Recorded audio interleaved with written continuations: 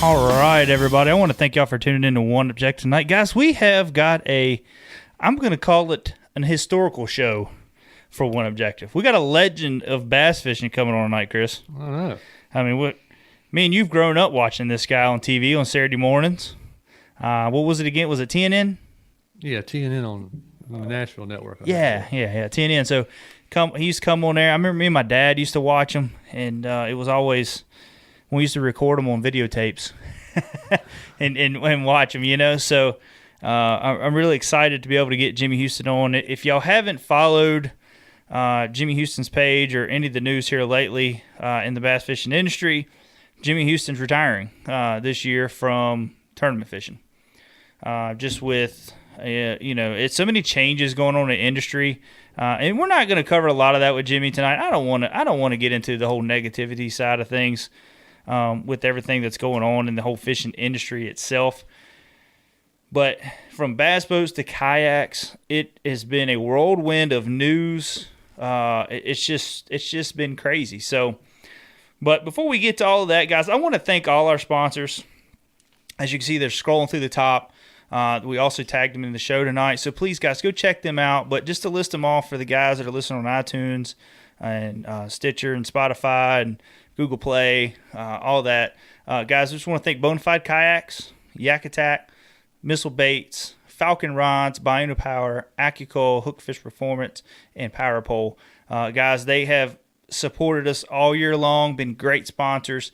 And then we also got a whole nother different set of sponsors that are, hopefully a couple of them will come on board with us next year, but just for our Christmas giveaway, which is next weekend, Chris. Yep, I mean, we got... Not far. Yeah. I mean, we're going to be doing... It's going to be a special show. It's going to be on a Saturday. That way people, if maybe they have some time to watch, and plus we're going to have special guests on. We're going to have Jason Hensley on. He's going to be in studio. So there's going to be a lot going on, trying to get studio straight, get him in here, and I kind of want to decorate a little bit. I want to make it festive. I was looking for a little Christmas tree yesterday at Walmart, and I accidentally think I broke one trying to look at it. I went to pull the box out, and like everything exploded. So You don't want that one. no, I was like, I'm gonna leave it alone right now. So, but anyways, we're gonna go ahead and try to get the room all decorated, make it all festive. I don't know, maybe I can find me a Santa Claus hat. I need a Santa Claus. You need a Santa Claus hat. Yeah. We both need one. So, but yeah, we got a lot of great prizes, guys. But I want to thank RBT Crankbaits, Yak Attack, Missile Baits. We just got some product in from them, so I want to thank those guys. We got K9 Fishing Line. We got a lot of great sponsors that are helping out, and then also Falcon Rods as well. So they're giving away. What do we got? We got three rods from them. So giving away 3 nice rods, a Kara, a Lowrider. Not a Kara, but an Expert. Sorry, their new line of rods, their Expert series. So, but you can see them kind of coming through right now with the pictures of all the products that we're giving away. Now, we're going to divide a lot of this up and give it away. So it ain't going to be like one person's going to get this whole thing or one person's going to get this whole thing. We're going to divide everything up so everybody can kind of get a little bit of everything. So we're really, really excited about this giveaway. It's a big one, and it's something we've been starting to carry on for the last 2 years now, I think. Yeah. We've been doing the show. So it's getting bigger and bigger every year, and just got to get some questions together for our random giveaway. But last year's was pretty good. It was pretty fun. Had some fun questions in there, some to throw some people off a little bit. Yeah. So we're going to have something coming up. It's going to be fun. But we don't have James tonight. James has actually been a little under the weather, and then Christmas going on, and we got some news that could possibly be coming out in the next 2 to 3 weeks.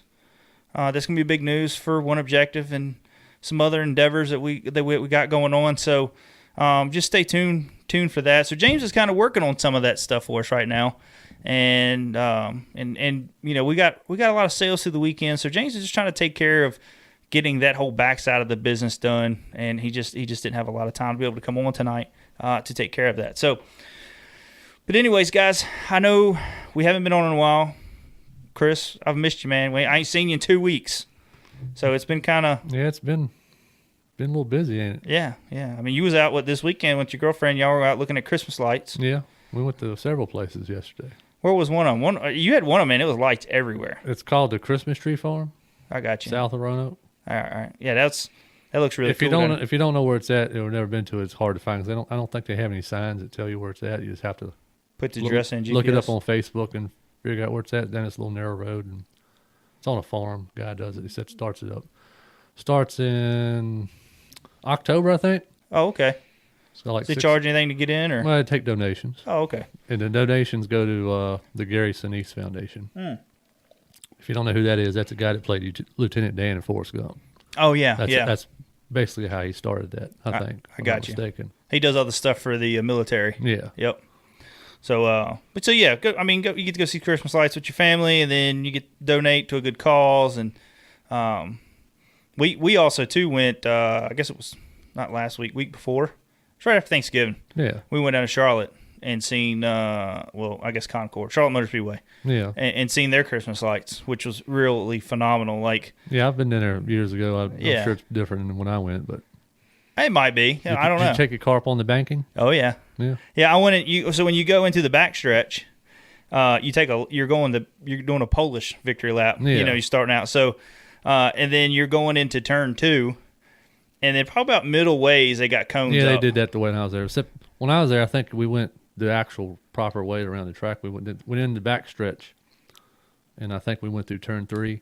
Oh, okay. And then come down the front stretch there, and then I want to say when we went through turn 2 and then come in that way and then went to the garage area, and in the garage area they had like where you could park and get out. Yeah. And they had vendors set up in the garage area. Did they have the movie playing when you was down there? Yeah, for the they big had screen? National Lampoon playing. Oh, okay.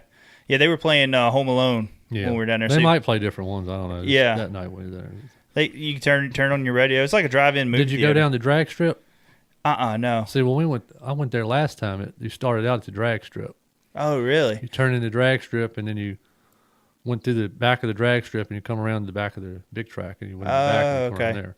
Now I did see the drag strip, but they didn't do. I guess that wasn't part of it this year because you went down a little side road. It's been several years since I've been. Yeah. So I don't know. They may have changed it all. So. But it was pretty cool. Like, getting on the bank in a little Honda Accord. Yeah. And you're going around and you're creeping, and it feels like it's trying to pull the car off the track. And we were just in turn 2, not all the way into turn 1 yet. You know, so it gets a little bit harder in there. So, but then people are passing us, because apparently you can pass in there. I don't know. Well, it's a racetrack, so yeah. Well, I started taking it a little serious. So, we're all going slow. Cars are staying behind. We're all going on the banking. Everybody's going on the banking. Yeah. And then we start coming down, and I look in the mirror, and I see a van coming. And I'm like, what is this idiot doing? So then he comes up beside me, and we're getting ready to go into the turn, and I'm pinching him. I'm like trying to pinch him. And my wife was like, Josh, just let him go. So I let him go, and then I was trying to come in and swing on the inside and cut him off in the next turn, but then my wife shut all that down. She's like, no, we ain't doing this. But you could see all of us, as we was coming up on a turn, because you're going through the infield, where the regular road course is. Yeah. So I'm going out wide and cutting. You could see everybody doing it. It was funny. But we had a really good time, and it was like a good break for everybody to kind of spend some time with family. And like I say, we're going to do these 2 shows, and then we'll probably be off another week, 2 weeks, and New Year's and all that stuff coming up. So, fishing season, it ain't going to be long, man. Everything's going to get fired up again. So, and then it's rolling from there. So we're just going to take it easy. And then once everything gets going, and like I say, it's so much news going on right now, and we'll cover some of that after we get Jimmy on. We're actually going to get ready to get him on here in a second. Is everything going all right, Chris, right now? Because is anybody else having a hard time hearing? Brad says he can't hear anything. Huh. Well, I checked it through the iPad. It was playing okay. Yeah. Sometimes you have to go through and hit the little speaker button on your on the screen there. When you're trying to listen. If anybody else having a problem, let us know. I turned it up a little bit. I don't want to turn it up too loud. Yeah. But we'll get ready to get Jimmy on. Let's go ahead and call Jimmy. Okay. And we're going to talk to him about. He's been in the fishing industry for a long time, so we're going to go over with him and find out how it's evolved, how fishing has evolved. You're probably going to hear that Skype do here in a minute. I don't know if it does it with the phone audio or not. I don't know. We'll see. Yeah. There we go. Yeah. But guys, let us know. Let Chris know if you don't hear hear us that well. I need to turn up something. We're always working the soundboard. Hello. So, hey, Jimmy, how you doing, man? Doing great. How you doing? Oh, man, I'm doing great, Jimmy. It is a pleasure to have you on. We have followed you since we knew about fishing, and to have you on our show, man, it's amazing. But Jimmy, what are you doing right now, man? What are you doing right? You just sitting on the couch here and talk to us, or? Watching the Dallas Cowboy game. It's in the fourth quarter right here for me. I've went out looking around for one of my deer this afternoon, and I've got it on tape, and so just trying to watch the rest of the game. It's hard to be a Dallas Cowboy fan these days, but it's pretty nice today. Pretty easy these days. But I've got a deer that she's had a big buck around here for the last 4 or 5 days, and they evidently run off today. And I just went out around looking for her, see if I can find her. But I think she ran off with him. It's that time of the year, so. Yeah, it is. He's been pretty patient. She's been getting up on the deck and just staying away from him, but I think while we were at church, I think she slipped away. Well, Jimmy, let's talk a little bit. You've been in the fishing industry for a long time, and you've seen it come. You've seen things go. You've seen a lot of change in the fishing industry, and I know you just announced your retirement from the circuit. From your time when you started bass fishing tournaments till now, I mean, what's the biggest change, I guess you could say, that you've seen that is just like, wow?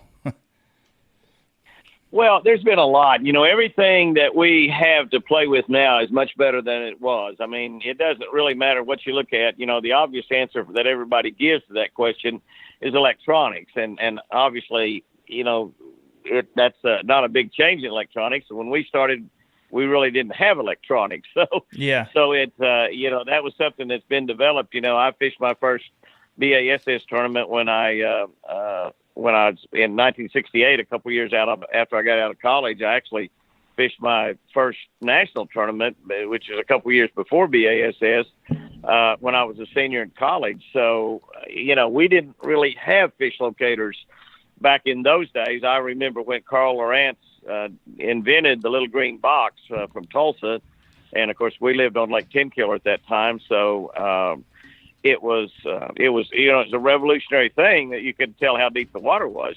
Back in those days, we would either have a rock on a piece of string to tell how deep it was, or we'd just stick a rod tip down the water, and we knew it was over 5.5 or 6 feet if we couldn't touch bottom, and that's about all we know. So without a doubt, the electronics have been the biggest thing. But then again, there was no such thing as electronics when we really started. So, but everything that we fish with is totally different. I mean, our hooks are electronically sharpened, or chemically sharpened. Our rods are better, our reels are better, our boats are better, our motors. I mean, everything that we play with in the game is far superior than it was in those early days. And the rules are totally different too. If you look back to those early days, here in Oklahoma, as an example, fishing those early tournaments, we were fishing under 10 fish limits. We had no live wells. We didn't keep fish. Every fish we caught, we basically killed. And if we kept them in a tournament, we killed them. I mean, some we would turn back, because but the limits were 10 in Oklahoma. Most of the other states in the South had a 15 bass limit.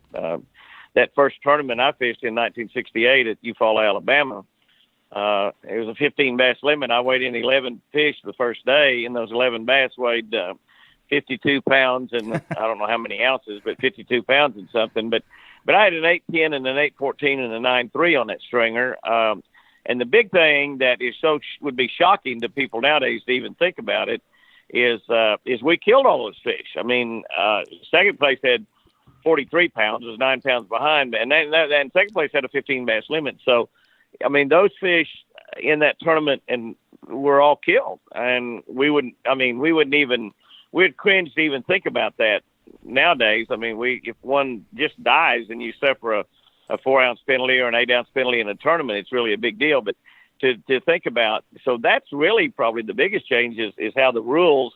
We went from 15 bass limits to 10 bass limits to 7 bass limits now. And then Basset Gal came along, and they established theirs right off the bat at a 5 bass limit.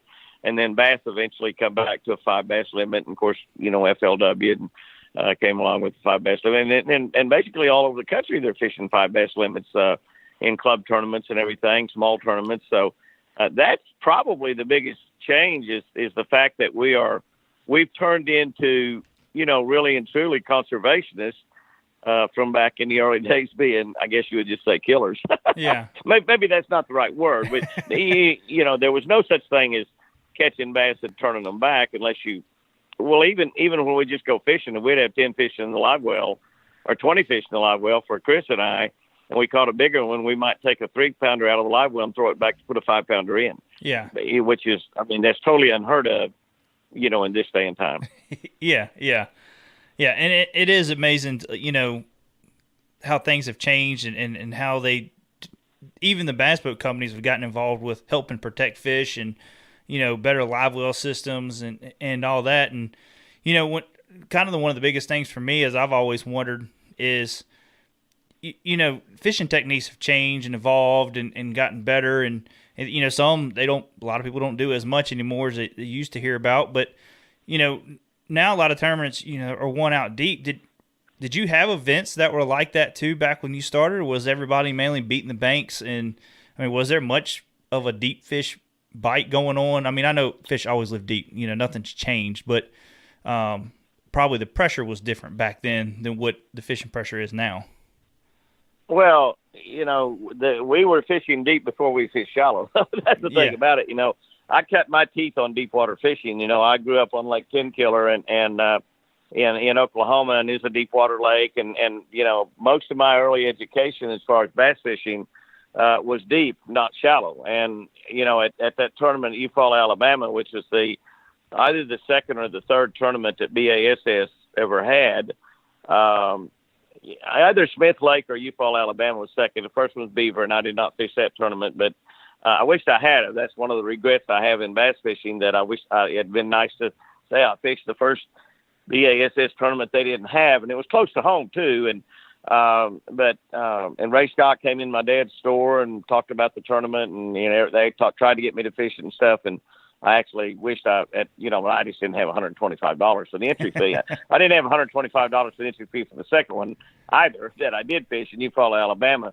But all of my early education was in deep water fishing, and in that particular tournament, I caught all my fish in the middle of the lake. I was at least a half a mile from any shoreline, fishing structure out in the middle of the lake, and so that's the way that's how I fished back then. I actually at another tournament, really that particular tournament right there, Big and Watkins won that tournament fishing plastic worms in a foot of water.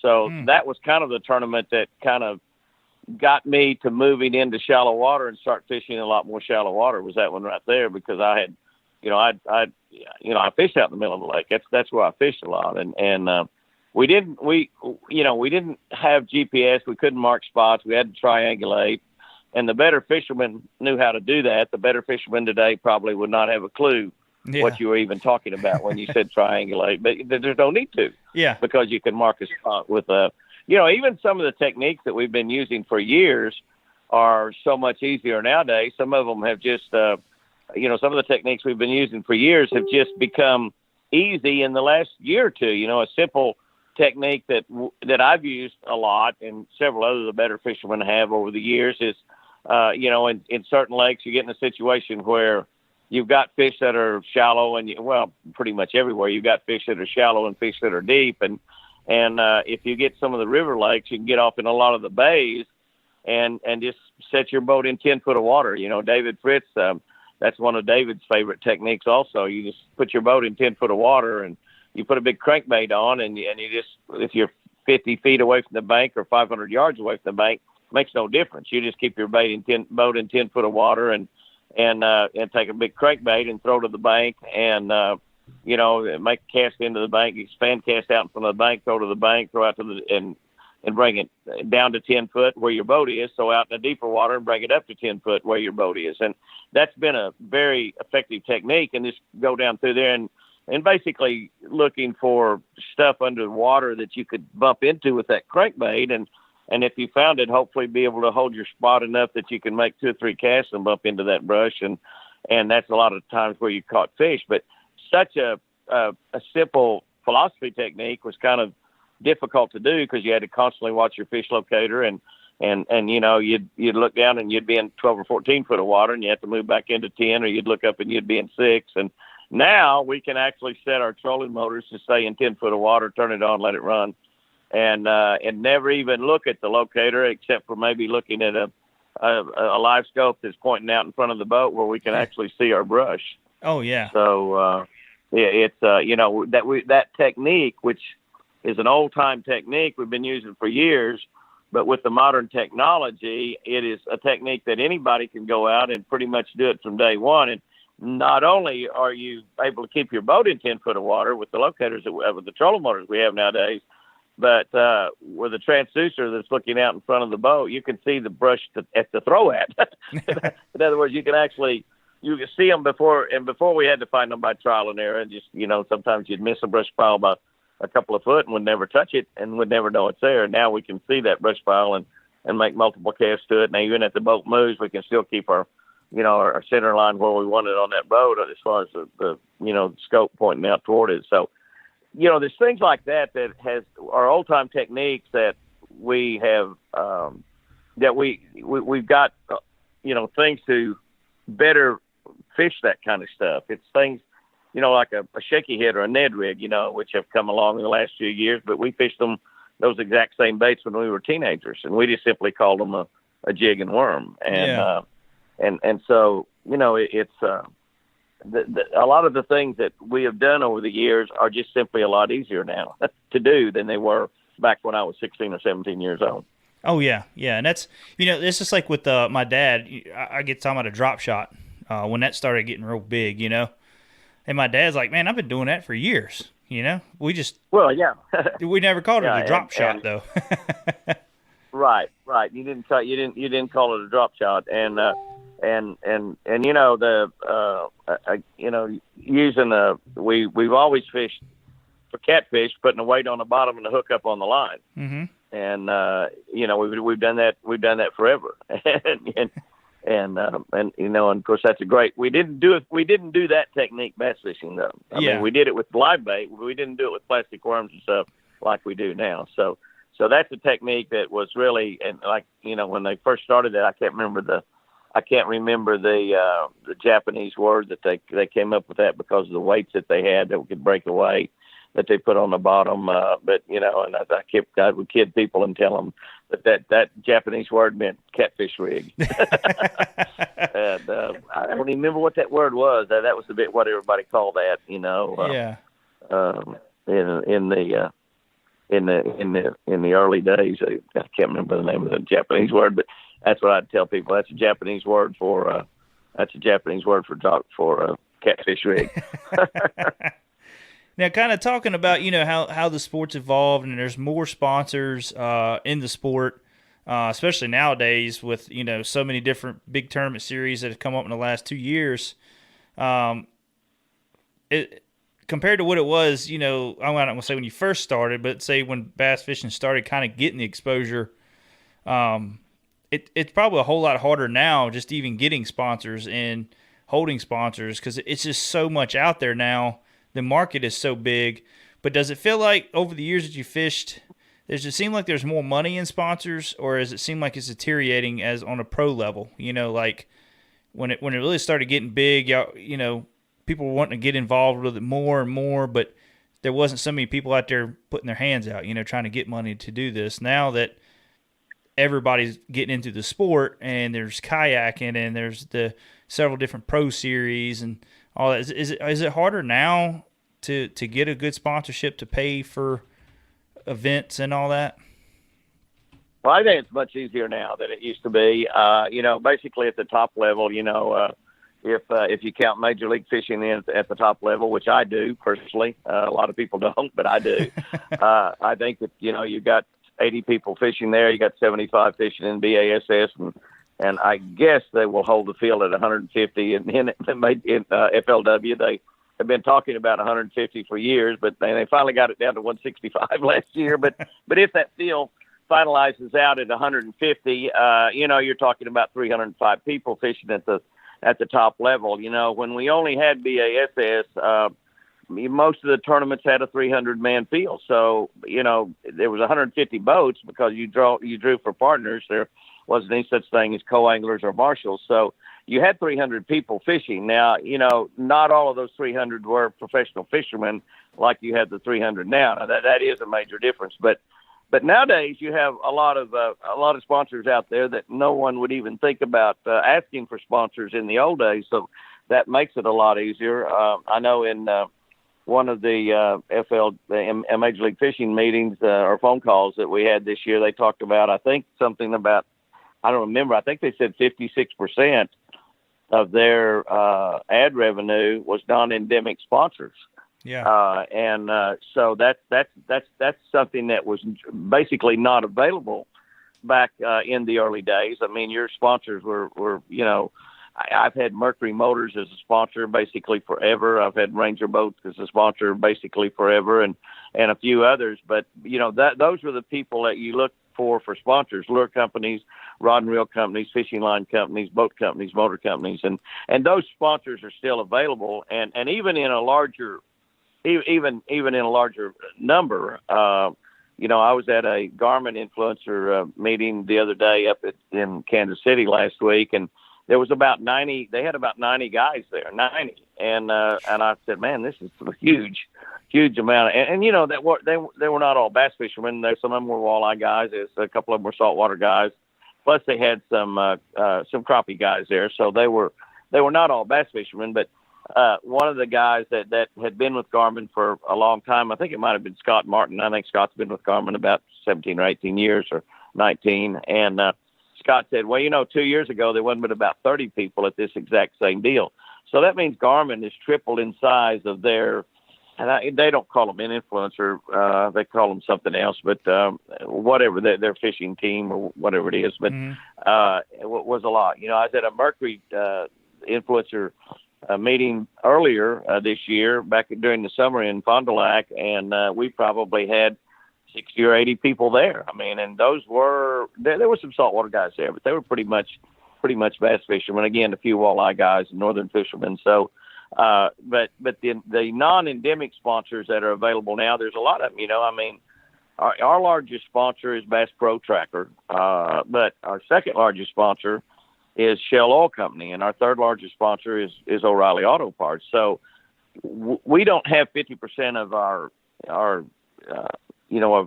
advertising on our television show is not non-endemic, but a good percentage of it is. We've got 2 or 3 or 4 sponsors in there that are not directly related to the fishing industry, although everybody needs fuel and everybody needs auto parts. But you see what I'm saying? And one of the big, General Tire is a big sponsor in the game right now. We had Chevrolet as a sponsor for 34 years. Toyota is a big player in the game now since Chevrolet has got out of the outdoor marketplace. We're actually with Ram and have been for the last several years once Chevrolet pulled out of hunting and fishing. But there are many, many more sponsors out there now available than there ever was, and it really and the amazing thing to me is they are sponsoring people down at the college and high school level too, which I think is fantastic. I just think it's absolutely wonderful.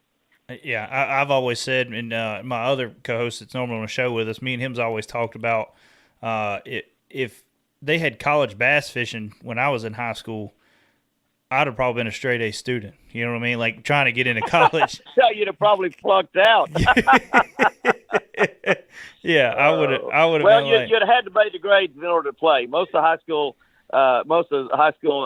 extra stuff that you do nowadays, you have to make the grades to play, which I think is great. Whether you're playing basketball or football or baseball, I played all the sports, and you did not have to make the grades to play back when I was in high school, but now you do, and you're right. You probably would have been a good student because they'd have kicked you off the fishing team if you made a bad grade.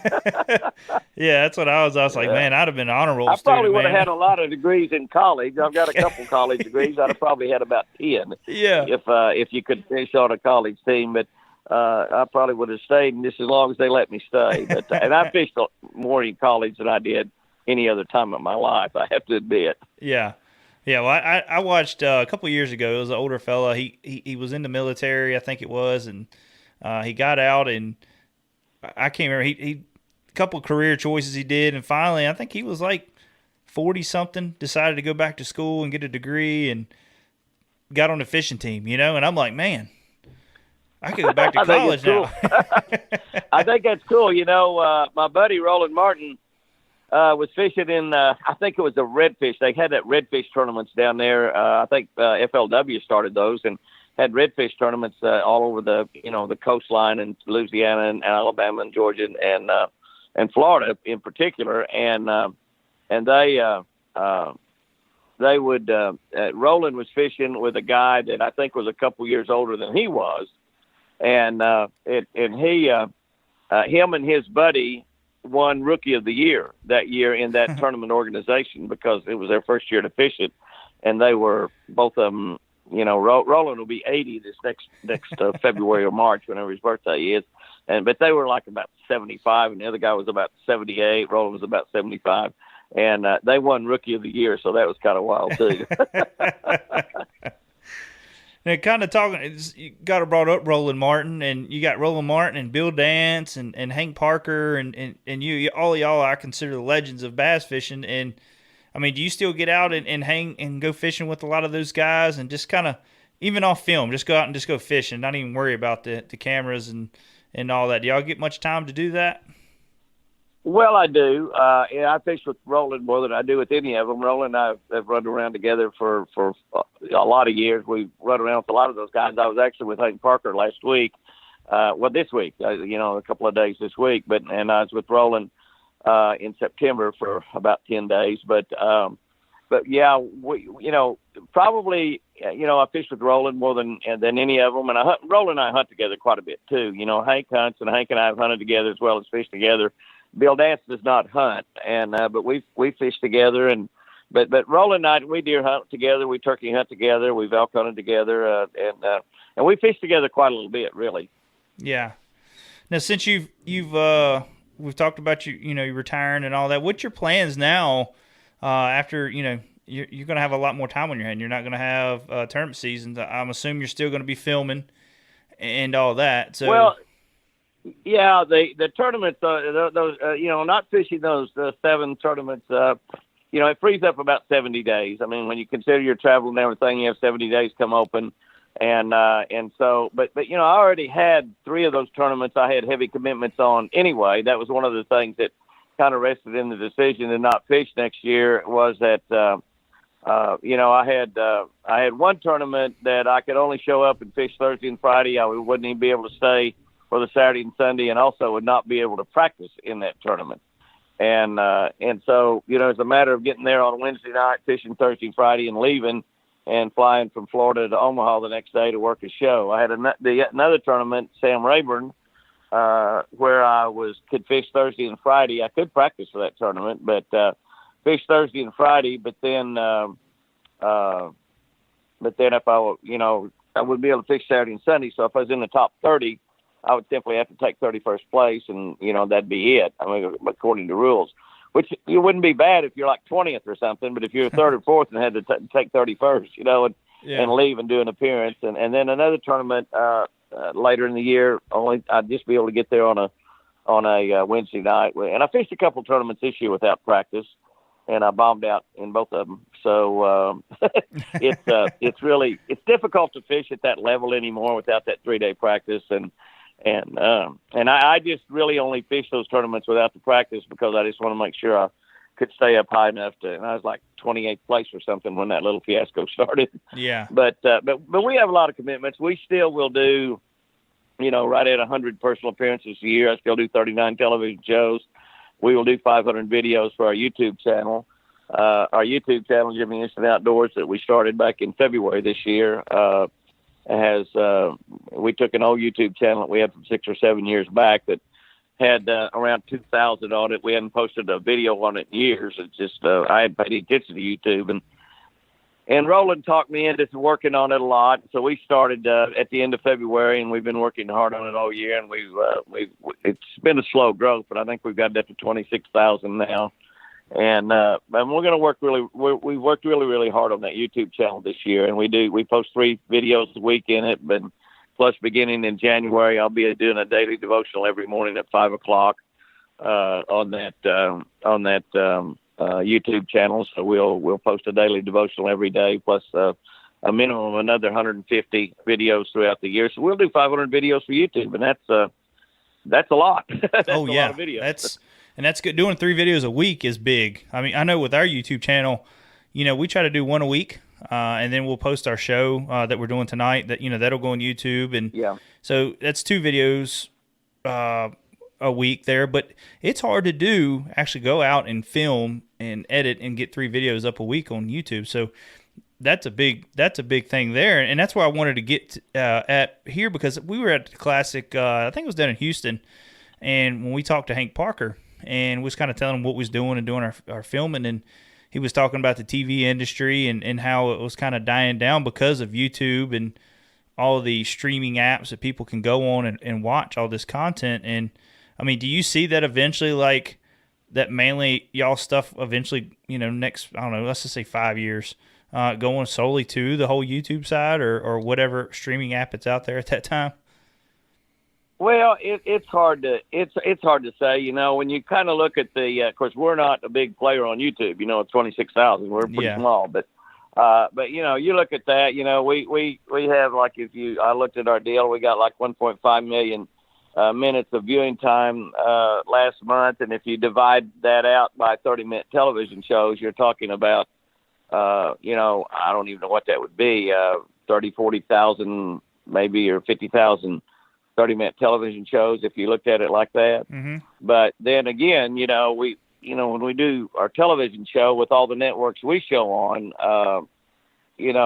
we have 2 million viewers a week. So that's 2 million television shows a week. But basically, when you look at it that way, because you look at a viewer, he's watching a 30-minute show, and you divide those amount of minutes watched by 30 minutes. And I mean, I don't know how you really compare and figure all that out. But of course, now our television show goes into about 14 networks, and where Hank only shows Pursuit and Sportsman's Channel, we show Pursuit plus about 12 or 13 other networks. So our show goes into, I mean, I don't know. I mean, I'm not saying that.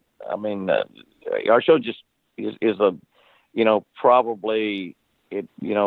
We probably show in more places and show in more homes than anybody, in the television show business. So it's still really, really big. Our television advertising sales are as big as they've ever been. Our show is successful as it's ever been. And so I don't know. It's difficult for me to gauge all that, because we're still having great success on television, and we've started our 43rd year. I mean, we got shows already sent in for January, so we are, and we begin, I guess the 30th actually will start, the 2020 years will begin our 43rd year. So it's as big as it's as bigger than it's ever been on television. For years we showed ESPN only. And ESPN, when we left there, had about 80 or 90 million homes. The Discovery Channel that we're on has 90 million homes. CBS has 90 million homes. WGN has 89 or 90 million homes. I mean, we've got several networks now that have that many homes. So, and so it's, I don't know. It's, I think television's as big as it's ever been.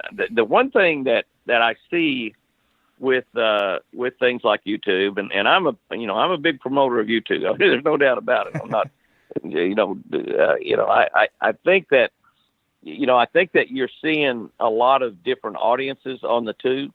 Most people watch YouTube on television now. A lot of them still watch on their telephone and on computers, but all of the new televisions now, you can watch your YouTube stuff that's on a YouTube channel. You can watch it right on regular television, so you still watch it on television. Yeah. And but what the thing that I found out that is so amazing, Jeff, is the difference between people that are watching on television and watching on YouTube and watching on Facebook, let's say, or watching on FishBrain. We run a lot of videos on FishBrain. We have a deal with FishBrain, and that app's got 5 million users on it. So it's not a YouTube, but but you've got they're all yours. Then when you're on there, it's like having 5 million subscribers. But because they can all watch it, all of them can watch it on there, and on the Fishbrain app, which is not even an American app, but I think there's about 4 of those 5 million are in the United States. It's on that app, so it's a big app. But and Facebook, as big as Facebook is, we run videos on Facebook, and we have Facebook monetized just like YouTube. But on Facebook, we've got 280,000 friends on Facebook, or fans on a fan page, and we'll call them friends over there. But we've got 280,000. The amazing thing is those 280,000, for the most part, are different than that 26,000 that we've built up on YouTube this year. So to me, that's what is amazing about. So I think that what you're talking about, you're not talking about parallel marketplaces. I think when you're talking about television, you can talk about, you're watching ESPN, you're watching Discovery Channel, you're watching CBS Sports, you're watching, ABC, or you're watching Cartoon Network or whatever. But it appears those don't seem to be the same people that are watching videos on YouTube. It seems to be totally different audiences. And I think that's the amazing thing to me about those mediums. And, we talk about social media. Television in itself is social media and always has been. But it appears to me like that those marketplaces are kind of divvying up all of the population. And the one good thing about all of the stuff that's on the internet, though, it's a worldwide deal. We've got, and you do too, obviously, you got, viewers from all over the world. And we've got quite a few that are outside the United States that are on YouTube, probably on Facebook too. I don't really pay a whole lot of attention to, the analytics are just better on I guess the analytics are good on Facebook too. I just don't pay that much attention to it. Yeah. But, because our Facebook's already built, we're trying to build YouTube. Yeah. YouTube is a slow build. It's a lot easier to build a Facebook up to 280,000 than it is YouTube up to 280,000. You're exactly right. It may just be me, but yeah. I really admire these guys that have built their fishing channels up as large as they have, and it's amazing to me that there's not quite a few more outdoor channels that are up in the several million subscriber limits, and there's really not. I mean, there's I guess only a couple, 2 or 3 that's even got 1 million viewers or 1 million subscribers. But and I think one of the when you look at some of the other venues on YouTube, some of them are huge. I mean, there's not. I mean, 1 million's nothing to a lot of them. Yeah. So, yeah. Oh, yeah. But it's definitely it's got a bright future, and it may not be YouTube, maybe something else. And YouTube could change their deal tomorrow, and everything else would change and be something different. So I don't know. I know that a lot of people, including myself, probably made a mistake by really building Facebook as big as we did. But that's what all of the marketplace wanted, was Facebook. And so we put a lot of effort into it. And 280,000 is not a huge Facebook page, but it's probably, I don't know, it may be the biggest one out there in the outdoor business. I don't know. I think it's bigger than any of the fishing guys out there. I don't think any of them's got 280. But there's a lot of fishing guys that's got way more YouTube. But we're slowly and surely catching them. We'll catch them all before it's over, I think. Yeah. That's our goal anyway. That's our goal. It's definitely and the cool thing about YouTube as well, like say for one, it's definitely hard to grow. It's hard to get somebody to hit that subscribe button. But also the good thing about YouTube as well is once that video is up there, it's always making money for you, because everybody can go back and watch your old videos. Like on a TV show, not unless they've recorded all of them, it's hard to go back and watch them from 2 years ago. That's a great advantage. You hit the nail on the head right there. It's a great advantage that it's always there and it's always easily accessible. Mm-hmm. That's a great thing about it. And I see, we watch our numbers on some of our older videos and they continually go up. We read every comment that comes in and respond to a huge percentage of them. And it is amazing how many come in, and particularly when you get new subscribers and like I said, gone from 2,000 to 26,000 since the end of February.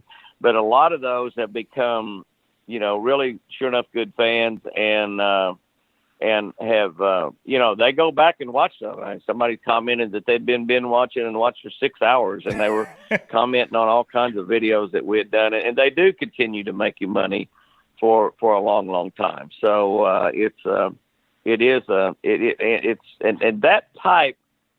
that type of media is going to continue to grow, and YouTube is the only one that's really got it figured out really, really well, even though Twitter and Instagram they're good players also, but they've gone kind of a little different route. Yeah. Facebook is just huge, lot larger than YouTube, but they're just not as good as selling advertising. We'd be making a lot more money. We would be making a lot more money if with the same amount of views on. We get a lot more views on Facebook than we get on YouTube because we have so many more people. Yeah. But they're just not as good at selling the advertising as Google is. Google is the world's best advertising seller. I'm firmly convinced of that. That's just my opinion, but I'm firmly convinced that they're the best seller of advertising that's ever come around.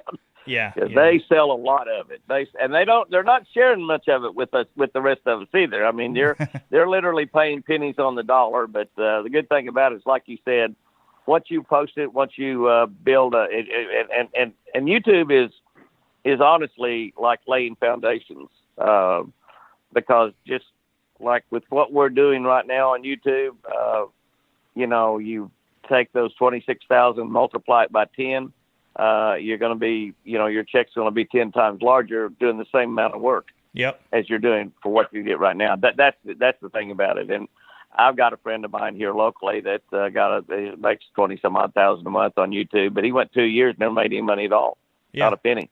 And so now, and he's got a full-time job. It's a part-time deal, but when you build a YouTube channel, and I don't know how many people y'all have on YouTube, I haven't looked at it, but when you're building it, you are actually laying a foundation. It's no different than going out there and say building $1 million house. Mm-hmm. And you go out there and you have $50,000 or $80,000 in your foundation and your plumbing, built into your foundation, and all you have after spending all that $50,000 or $60,000 or $70,000 or $80,000 is a piece of concrete laying on ground. Yeah. You can't live in it. You can't do anything. You got to roller skate maybe, but that's about all you can do with it. Yet you spent $50,000 or $60,000 or $70,000 or some people $100,000 to get to that point. But somewhere in the future, you're going to be living in $1 million house that's sitting on that slab, and that's really what monetized social media really is when you're building it, when you're working at it, and it takes a lot of dedication. It takes a lot of hard work, and you are definitely not being paid for the time that you spend doing it. I mean, I don't know what I would figure up right now on social media, what I'm making per hour, but it's not very much. No, it's I'm a lot better off standing in some place signing autographs around the country somewhere. A lot better off.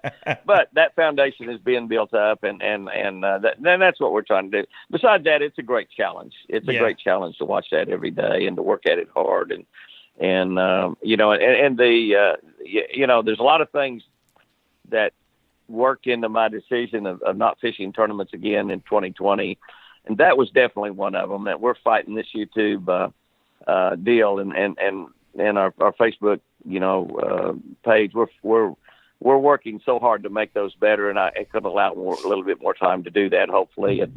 And there was a lot of things but I can always come back and fish those tournaments. I mean, one of the great things about bass tournament fishing is just because you quit don't mean you have to totally quit. You can always come back and fish. And if I decided that, I miss it a lot, I can always come back and fish in 2021 if I want to. So, with both bass and FLW, they have, exemptions for certain people, and probably those exemptions will probably increase as time goes by. And I wouldn't be a bit surprised to see Major League Fishing put some exemptions for certain people in that organization also, and let more people play. And I'm not saying more people let some of the people, like, for instance, the names that we've been mentioning, if Roland Martin or Hank Parker or Bill Dance or Denny Brower, I mean, you can name several, want to come over there and play, they'll be able to come over there and play as a legend status. And, you know, the good thing about it is they don't really have to change anything. If they wanted to add 2 or 4 or 6 or 8, whatever they wanted to add, legends in there instead of, 40 people fishing, you'd have 42 or 43 or 44, whatever. Mm-hmm. And still cut back to top 20 after a couple of days. And, nobody, and it would obviously improve Major League Fishing from a public viewpoint standpoint because, well, it's no different than any other sport, just like golf. Of course, the players own the PGA, so they can make the rules, and whereas all of the organizations in fishing are owned by companies rather than the players. But the top golfers can go play basically any major tournament they want, except the ones that you have to qualify to play. Like in bass fishing, an FLW championship or a classic or something like that. But in golf, if Jack Nicklaus wants to go play one of the major tournaments, he can go play. I mean, that's just that simple. And he doesn't do it because he knows he can't go shoot 70 anymore. Yeah. He just can't do it. Now he still can play good golf, but he can't go shoot a 70 anymore. But with fishing, and I think my buddy Ricky Clunn has proved it as well as anything because he's won 2 tournaments in the last 2 or 3 years. In fishing, you still, and Ricky, I guess, is 72. And Ricky, you can still go win a national bass fishing tournament against really good players at age 70. Jack Nicklaus could never go win a golf tournament. Gary Player could never go win a golf tournament against the best players in the world. Yeah. I could go win a fishing tournament. Ricky Clunn could go win a fishing tournament. Denny Brower can. Hank Parker can. Roland Martin can. And they might not, but they certainly could. All you got to do is just get on the right bunch of fish, and they have the ability to catch them. And they have the ability to get on that right bunch of fish. Now, as far as fishing the entire year and, winning Angler of the Year titles again, like those guys I've talked about all have, that's not going to happen. They're not going to be able to do it. And, I'm the oldest guy to ever qualify for an FLW championship. And I qualified for that at, 70 something. But anyway, no one 50 years old or older has ever won an Angler of the Year title in any organization and probably never will, Yeah. But there's a lot of guys 50 years old and older that have won, national bass tournaments. Yeah. And exactly. probably in every organization, for sure in bass and FLW, I know they have. Well, we know we have in bass for sure. We just mentioned Ricky with it too here in the last. He's either won 2 years in a row or 2 out of the last 3. I don't know why, but I know he won one this year. Sure did. Oh yeah, and it was a big event too. There was a lot of big fish caught in that event. So. He catches like 100 pounds. Yeah. He didn't just go out there and get on some little fish when nobody was catching them. He went out there and he did fantastic. It's just like, and you can still do that at 72 years old, but you can't go out and win an Angler of the Year at 72 years old. And it's difficult to even finish high enough to qualify for the year-end championship at 72 years old. It's just because those years carry with it a lot of things that, that are not there that allow you to do well when you were 30 or 35 or so. There's just a whole bunch of little things that add up that keeps you from being able to, you can play at that top level and you can compete pretty good at that top level. And, this year, I went over $50,000 this year. There's a lot of guys playing bass and FLW and Major League Fishing. There was a whole bunch of people that did not win $52,000 this year fishing at the professional level. So you can still win money and you can still have decent years, but and that's what's great about this sport. You don't have to quit it. Yeah. And I may not totally quit. I don't like the word retirement. I've read the Bible completely through 50 or 60 times. I've never seen the word retirement yet in there. So, I can't ever tell. You know what my wife told me, Jess? She said, I'll believe you are not fishing when they hold that Rayburn tournament, that first FLW, and we're not there. When they take off that first morning and we're not out there in line putting that boat in, I'll believe you're not fishing. She still thinks something will happen, and I'll still go ahead and fish. But Yeah. it's not. I mean, she's it's not. I'm not going to fish this next year. Yeah. We'll fish some little tournaments around. We've got the charity tournament we do for cancer research, and Three Legends tournament. Bill Danson, Roland Martin, and I, and we do an event for 3M up in Minnesota in September that we fish a tournament, and we'll probably fish another little tournament or two around, for charity purposes, and so we'll still get to compete, but. Right now, my competition is trying to build that YouTube channel and try to do 39 good television shows a year. That's what we're working on. Yeah, most definitely. And I wanted to ask you real quick, because I know you cover everything from different species, from crappie to catfish to bass and all that. And I wanted to ask you, what is I know all of them have a special place in your heart, but what is your favorite species to catch other than bass? Well, the fish that, if you say other than bass, bass, of course, is all of us' first love. There's no doubt about that. But I like peacock bass. I have a real love affair with the peacock bass of Pavone. They're really not a bass. Peacock bass is an American name for them, but Yeah. Pavone, Pavone, in South America, and we've got them in Florida, and but I just love peacock bass, and I started fishing for those. I kind of pioneered peacock bass fishing for Americans. I'm not the first American to catch them, obviously, but I kind of pioneered that as far as American fishermen becoming aware of them with our television show 40 years ago, and have been fishing them ever since. And we fished them in Columbia in the inception, and Columbia got a little dicey down there. Columbia, of course, had the original terrorist because they started blowing things up just for the effect of blowing things up and killing people. Yeah. And we started going to Columbia, and we quit going to Columbia when that sort of come about, where the cocaine people were starting to blow things up. And we were on ESPN at that time. We were on ESPN for 20 years, and we really felt like that all of a sudden we got to realizing, they were blowing things up and killing people, not just to kill them, but just for the effect of doing it, for the news notoriety of it. And somebody told me when I was come back from a trip, and they said, "Aren't you concerned that they might blow up a ESPN crew because that'd make headlines?" And I said, "I'm just a little guy on ESPN. I'm no star." And then they said, "Yeah, but you're got a television show on ESPN. It would come out." I said, "Yeah, they probably wouldn't even mention my name. They just say ESPN television host, killed in Colombia or something." And so we quit going to Colombia and started going to Venezuela and Brazil, but we still fish for peacock bass. We still go quite a bit, and I love those fish. And at times I've gone like 4 or 5 times a year down to catch peacock bass. I love them. Yeah.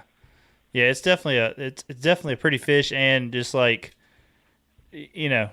I've heard, I've never caught one, but I've heard just the fight that peacock bass have is just phenomenal. So, I'd love to get the chance to get into Florida sometime and catch some of those. That's kind of a bucket list fish there. So, but they're not as large in Florida as what you catch, but you catch some 10-pounders down there occasionally, and they catch a lot in the 4 and 5 pound class, and that they fight. They're an amazing fish.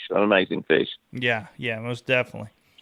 Well, hey, Chris, we got anything for we go one more segment here, and then we're gonna let Jimmy go. But we got anything coming through? Or Kathy wants to know if he's gonna go fishing with his deer. I go fishing with my deer. Yeah, yeah. I've got a deer that Lucy, that I carry out in the boat with me. She's the big star on our YouTube channel. I just kind of commentate for her, I think, at times. All of her videos, have the most views, it seems like, and of course, we got the ruts going on big time here in Oklahoma right now, and she's had 4 or 5 bucks hanging around the house here the last 4 or 5 days. I've shot, I don't know how much iPhone video, and I don't know what I'll do with all of it, but of these big giant bucks laying around in the yard and almost coming up on the deck. She comes up on the deck and gets away from them, but while I was at church today, she ran off with one of them, I guess, and she hasn't come back. So I don't know. Hopefully she does come back. She's 18 months old, and we've got another little buck that's 6 months old that she has sort of adopted, and he's about to bid. He was gone also when we come home from church, but he has He's come back and then he left again. He's sort of traumatized. He can't find her, and that's kind of bad. But that's what happens during the rut is they run the fawns off, and that's not her fawn, but that other buck, big buck, thinks that he is. But yeah, she goes in the boat with me. She loves to go in the boat. She's a pretty good fishing partner, except she'll bite your fishing line in two. You have to put all the rods up except the one you're using, and you have to kind of watch it, because when you're not looking, she'll reach up there and bite your line in two. I don't know if she does it out of meanness or what, but she really likes to bite on fishing lines. She likes that. Yeah, not many people can say they can go fishing with a pet deer. So yeah, that's something. She jumps right in the boat, and if I don't take her, she swims out to the boat. She'll get in the water and swim out to the boat, and I cannot get her in the boat from the water, so I have to go back to the land, and she swim back to land and jumps over in the boat. She jumps in the boat with the boat on the boat lift. She jumps in a Ranger boat with the Ranger boat sitting on a trailer in the yard. I mean, she'll jump up in that boat because she thinks I'm getting ready to go fishing. I can be cleaning the boat out or washing it or one of my trackers, and she'll jump up in that boat.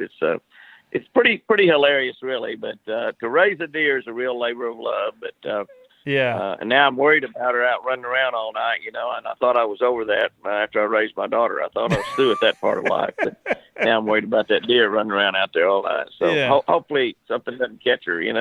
We've got mountain lions, we've got coyotes, we've got bobcats, and hopefully she just messes around with the boys tonight and don't do anything real bad like get killed. Yeah. It's that's what I was going to say. It's like having a little daughter around your house. You got to protect her from all them other bucks running around. So, isn't it crazy? I guess you hear about these guys cleaning their shotgun when date shows up for girls. I guess I could maybe shoot one of those bucks and hang his head out there on the wall and say, "This is what happens, boys." Yeah. But somebody told me, said what you said. That buck, you could just step out there and shoot it with your bow. And I said, well, I could, but I'm pretty sure, and it is season now. Yeah. I said, but I'm pretty sure if I did that, that's probably against the law because, I'm using live bait there. I mean, I have bait for those bucks, and of course I would not. I bow hunt a lot, and but I wouldn't even think about doing anything like that. That's not hunting, obviously. It is fun to watch, though. It really is fun to watch, and you can see why we can kill them during the rut. And then you can see why we don't, because that buck for basically the last 3 or 4 days has laid right beside our deck and really hadn't gone within 30 or 40 or 50 yards of the house. She'd run out to run another buck away, and that's all. And, if you were out in the woods and you had a doe that was laying down and being hard to come by like Lucy has been for this deer, that buck's not going to leave. So you could be 200-300 yards away from him and never know he's there. Yeah. Sitting in your tree waiting on the one to walk by thinking this is the rut. They're really moving. And they are. I mean, they do. There's no doubt about it.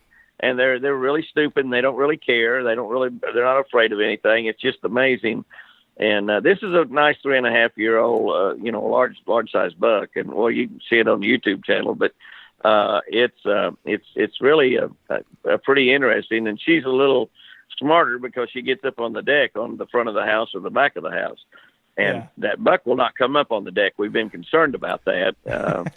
I've been kind of concerned that he might come up on the deck and then see himself in one of the windows and bust the window out trying to get in a fight with the buck that he can see in his reflection.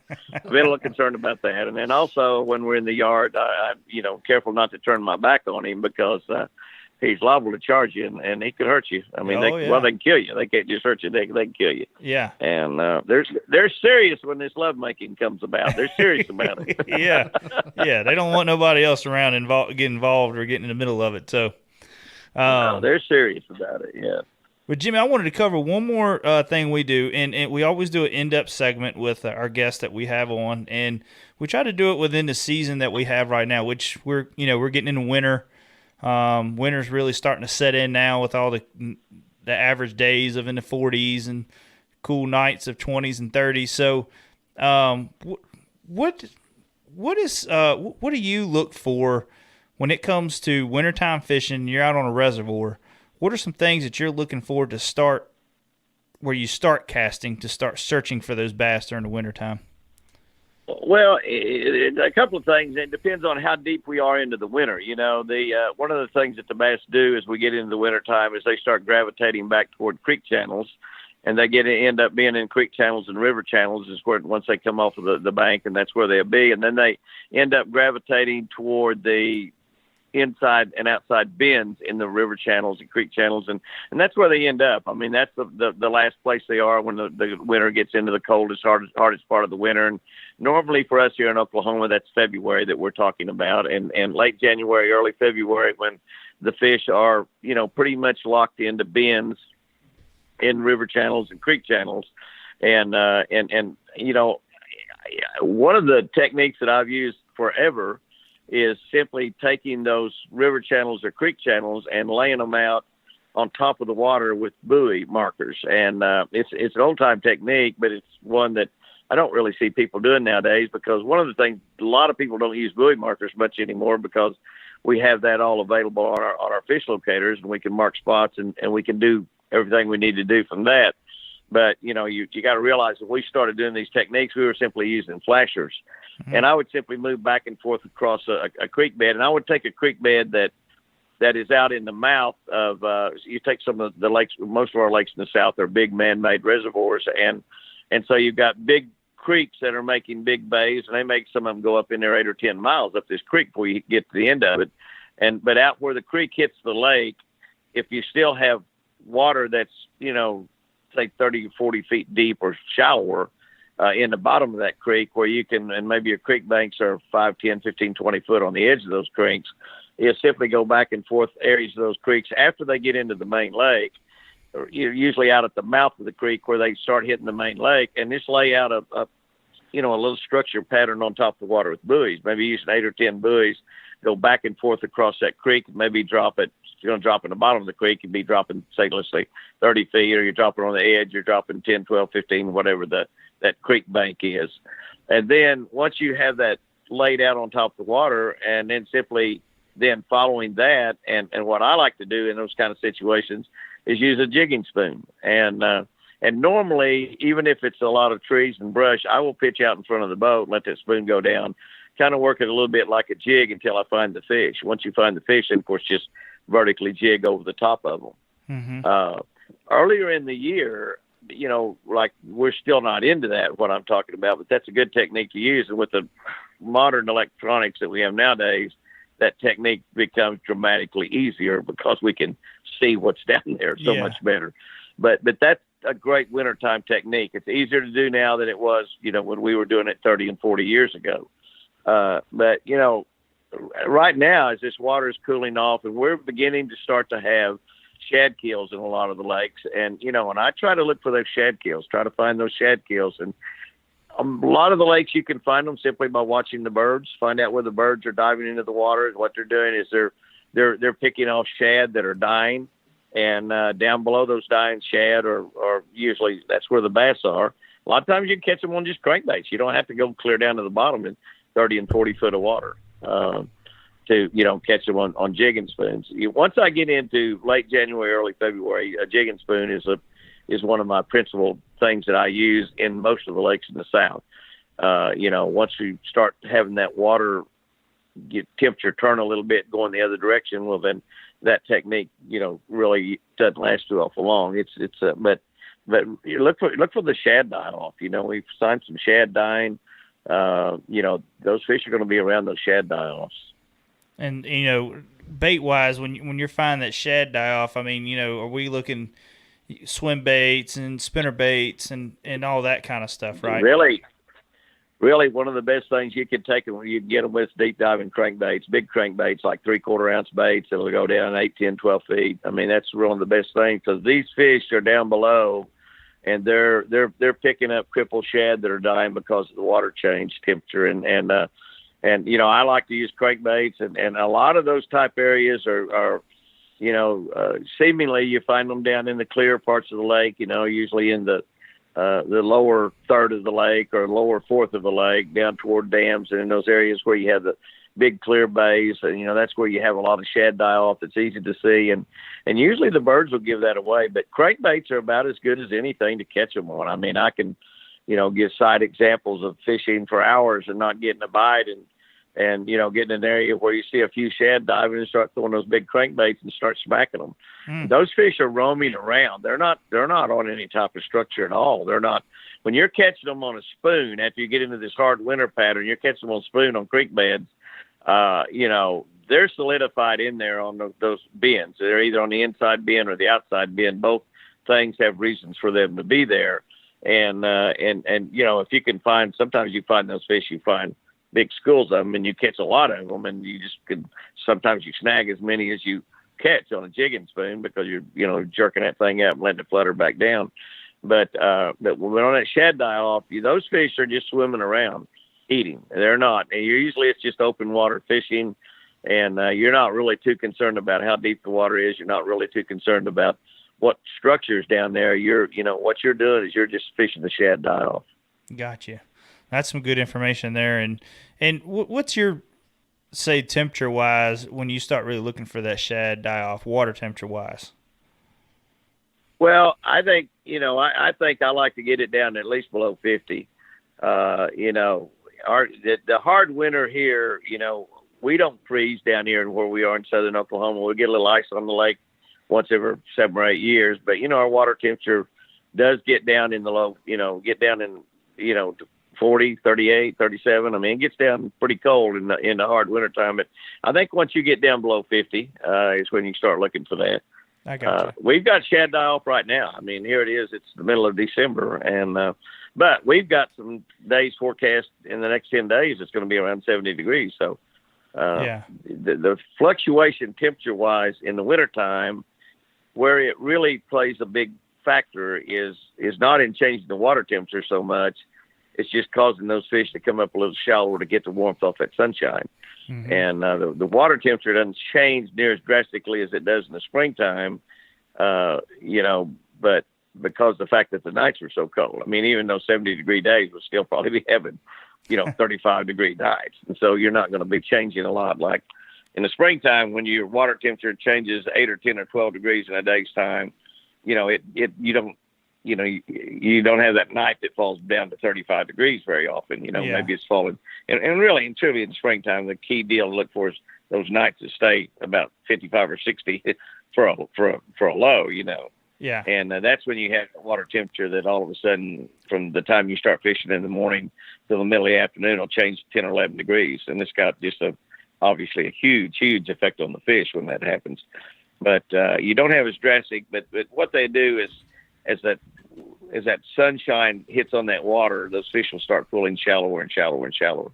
In a lot of the lakes in the south, when that shad die off, a rattle bait is about as good as anything. Lipless crankbait, they call them, but things like rattle traps and hot spots and Hail Marys, those type baits that are lipless crankbaits that you just throw out there and wind them in, because those fish are swimming around under those shad die offs like a striper or white bass or something. They're not the ambush fish that a bass generally is most of his time during the year. They're swimming around, picking, just looking for the easy picking. Like a lake like Texoma down here close by me, where that's got 3 or 4 million stripers in it, and that's the big fish that people catch. But when you start having those shad die offs, they're catching stripers under it, and they're catching big bass at the same time. Yeah, both smallmouth and largemouth. Yeah, that's just easy food for them. It's easy food. It's like you're stopping at the buffet, and I think the fish do the same thing that we do, Jeff. I think they eat more than they need. They eat more than they should. They just stuff themselves because it's so easy. Yeah, and that's about how it is here. I live right near Smith Mountain Lake in Virginia, and that's about how it is here too, with the stripers and the shad spawn. I mean, the shad die off, and it's a. Your shad are probably dying right now at Smith Mountain. I fish Smith Mountain. That's an incredibly gorgeous lake, and but your shad are probably dying off right there now too. Yep. It's yeah. Yeah, it's. I was actually talking to somebody the other day that was talking about the shad die off, and it was one guy that I follow on YouTube called Catfish Dave. He calls them the Walmart Eagles. Says the Walmart Eagles are out on the lake talking about the seagulls on the shad spawn. I mean the shad die off. So, but well, they'll tell you where they are. They'll tell you where they are. They certainly will. And we're only about 30 miles from Lake Texoma, which is a big striper lake, and it's a good bass fishing lake too. But stripers is a big deal there, and those seagulls, when they start showing up, my lake here at my ranch, I've got a couple of them. But one of them's 130 acres, the other one's 77. But when those seagulls show up here on this lake, they're not here year round, but they come from Texoma. They come over here for that shad die off. When they start dipping down in the middle of the water out there, that's when the shad's dying off, and you can usually go out there and throw crankbaits where those things are and catch fish. Yeah, and good size fish too. Most definitely. Well, Jimmy, I really appreciate that the in-depth segment, guys. Hope you guys taking notes and learning something. Like say, if you missed it, you can go back and check it out on iTunes and Spotify and Google Play and all the ones that we have on our podcast. And then also we'll have this video up on YouTube. You can always go back and check it out and listen to the in-depth segment. So, but Chris, before we let Jimmy go, do we got anything else coming through? Anybody say anything? That's a big negative. Huh? Big negative? No, I see people coming in there watching, talking to each other. Taking it all in, I guess. Yeah. So, well, Jimmy, I really appreciate you coming on tonight. I know we talked for a while, and you got a lot of great information. And like I said, I looked up to you as I was growing up watching fishing and on TV and watching you every Saturday morning. And it's really an honor to have you on our show tonight. Well, I appreciate that. It's been enjoyable, and just check us out there, Jimmy Easton Outdoors YouTube. All right, Jimmy. Well, you have a good night, and a Merry Christmas to you, and I hope 2020 is a phenomenal year for you. I know it will be. I appreciate it, guys. Y'all have a great Christmas. You too. Thank you, buddy. God bless. Bye. Bye. Man, that's I was really excited about this show tonight, and just listening to him talking about the industry and how like YouTube is growing and taking over. Kind of, I don't want to say he never said taking over. I mean, you listen to him; he's still talking about millions of views on his TV show. But like I say, he's hustling too and getting it on a whole lot of other broadcast sites than just Pursuit and all that, which a lot of these people are going to, mainly on the fishing stuff, the outdoor channels and all that. So, but when we were down there talking with Hake Parker, a lot of these guys are starting to look into the whole YouTube side of thing, trying to grow that. And Scott Martin came into it at a really great time. I mean, you look at Scott Martin, we had him on the other week. His YouTube has taken off. I mean, y'all need to go check out Scott Martin's YouTube channel. It is phenomenal, all the information he has on there. Another one that's growing big is David Dudley's. He's a local guy, and his is growing really big. And it's really neat to see those pages growing, but it's like Scott Martin's jumped like overnight. I don't know. It's just like, I don't know if it's just I didn't pay much attention to it until all of a sudden it got big or what, but he's had a phenomenal growth on YouTube, and I see it growing, and we get people that ask us, man, and we don't have by no means a big following. We're trying to hit 3,000 by the end of this year, which we're close. So any guys that are listening right now, please go subscribe because we're trying to hit it. We're like 40, I think we're 40 some subscribers away from hitting 3,000, which is a big goal for us. Small for a lot of other channels, but big goal for us. But I know how hard it is to grow that, and I see what it's growing into and how many people you can reach, But what I was saying is, people ask us, what does it take to get where we're at right now? And if you watch any videos on YouTube, they always tell you, start it, and put a video on. And as you grow, you'll start learning content and what videos are doing good and what kind of videos you should make in your niche. And as long as you keep it niche-y and within your niche, it's even better because, it's easier growing on something that you know and love. So I see so many people doing outdoors, and they go into tech stuff, and they go to automobiles, and they go to this and that, and it's all over the place. And if you keep it niche-y, it works out great. But anyways, to have Jimmy on and go in depth about like say the shad kill, and like I say, it was just fun having him on and talking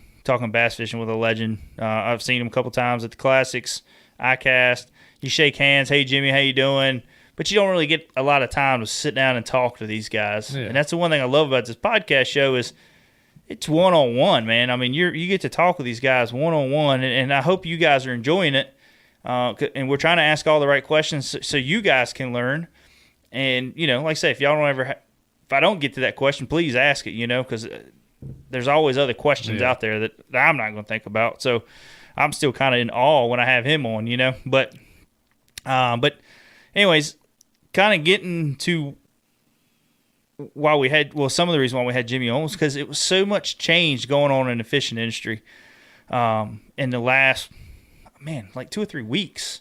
You know, I mean, there's been you figure, well, last month, 2 months ago, something like that, when the merger with Bonafide and Big Adventures and got all that going on. And then, you know, you got MLF buying out FLW. You got a lot of guys that are coming out of FLW that's going to just fish Bass Opens to try to qualify for the elites. You got guys that are just getting out of the tournament fishing scene in general from the FLW side. And then you also got 2 big names that come out of Major League Fishing going back to BASS on the past champions rule. So Gerald Swindle and Brandon Polinick. I'm really excited to see them back at Bass. I had no problems with them over at Major League Fishing. I'm a fan of bass fishing. Whether it's kayaking, whether it's bass boat, whether it's a guy fishing on the bank, I'm a fan of it either way. And to see them coming back, and the reason why I say I'm excited to see them coming back, I think that format doesn't work for everybody. Gerald Swindle, Brandon Polinick. Brandon Polinick had an okay year. Gerald Swindle had an okay year. But it's not fun when you're not staying competitive, you know, and having a chance to stay competitive. And these guys have grown up doing 5 fish limits. Now they're going and just beating the bank trying to get every 1-pounder they can get. And I think it took just the pureness out of it. And now they can kind of go back and do what they know. All they need is 5 big fish. You don't need 45 1-pounders, you know, or 100 1-pounders. I watch these guys on Major League Fishing when they're live, and I'm like, how in the hell do they catch that many fish? It's like nonstop catching 1-pounders. It's constantly updating. Hell, I go to Silver Mountain Lake sometimes. Man, when I get 5 14s out of a day, and I'm like, yes, I might have a chance in a club event, you know. Yeah. But then they just steadily catching, and it's awesome to see. And but I think, you know, for them guys, I think it's going to work out better for them in bass. With the 5 fish limit. I know Gerald Swindle, I was listening to Bass Talk Live. They had Gerald Swindle and was talking to him about what made his decision, and he was just talking about he wasn't having fun anymore on the Major League Fishing side. The stress, I think, was getting to him. You know, when you're hearing that score tracker going off, and you catch 1-pounder, you know, and then all of a sudden you hear it again, and now you're 20-some pounds back. You know you can make it up. But I don't guess you can tell the guy to stop talking. Yeah, I don't know how you. I think a couple of them said, you know, you can just get it every hour or when you ask for it, you know. Okay. But I don't know. I don't know how they do it. And then again, he might want it just to kind of see where he's at. I don't know, but I know for me that would be stressful, especially if you're sitting fishing just a small club event. And you know, I know James is down there and he's caught a 4 and a 5 and then 10 1-pounders, and here I am struggling to get a bite on a shaky head. You know, it could be tough. So, I know a lot of the guys, you know, Brandon Polinick, you know, that he also did a thing with Bass Talk Live. So go check that out as well, guys. It's a good podcast show. I can tell you what you can do. Depending on what platform you listen to on your podcast and all that, type in bass fishing and look at the top shows that pop up there. There's other shows that ain't coming up immediately that are good shows as well. But just type in bass fishing, and you'll come up with a lot of great bass fishing podcast show. I don't care what platform you do it on, just type it in, and you'll see several good podcast shows that come up. But Bass Talk Live, they do a really good job of getting in with some of these guys and talking some in depth on not mainly techniques as much, but as the business side of fishing. So. But, yeah, so, it's been a lot going on in the fishing industry. I know we talked a while back. I haven't heard nothing else about it, though. It was another tournament series. They were coming out with a bass tournament series, and I haven't heard too much more about that. Not saying it ain't happening. I just haven't heard much about it. But then we got Bass Kayak Nation starting up, you know. Yeah. Hobie Series has come out with their schedule. KBS come out with their schedule. It's so much going on now in the fishing industry. That's why I said here in the next couple after this show, after our Christmas show, we're going to take a little break because it's going to be crazy in 2020.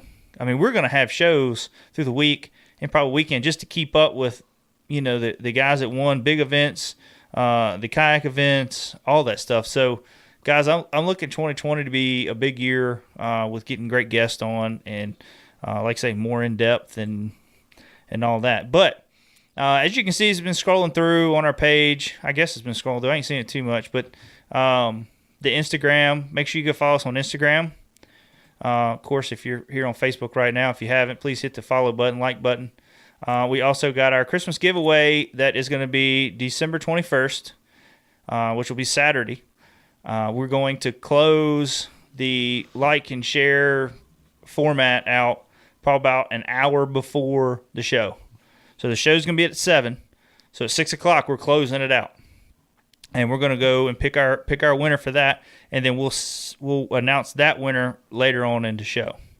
But we're also going to be doing questionnaire format. So we're going to have some questions come up. Some might be fishing related, some might not. Some might be some stuff that's happened through the year, and from our show, So just be ready. We're going to have some great questions. I don't know how many prize packs, how we're going to, once we divide everything up, I don't know how many we're actually going to have to give out, but it's going to be quite a few. So, but just stay tuned. Like I said, we got three rods from Falcon. We got stuff from RBT. Hey, Chris, pull the back up there real quick. It's still up there. Oh, okay. That's just, all right. I got you. Facebook thing freezes, but it's still live. Yeah, I got you. So we got stuff from Missile Baits, RBT Crankbaits, Yak Attack, K9 Line. We got a lot of good stuff coming in from everybody. So looking forward to giving this stuff away to everybody. Just really excited about it. So, but other than that, guys, I think we're done. Just please go subscribe on YouTube, like us on Facebook, like us on Instagram.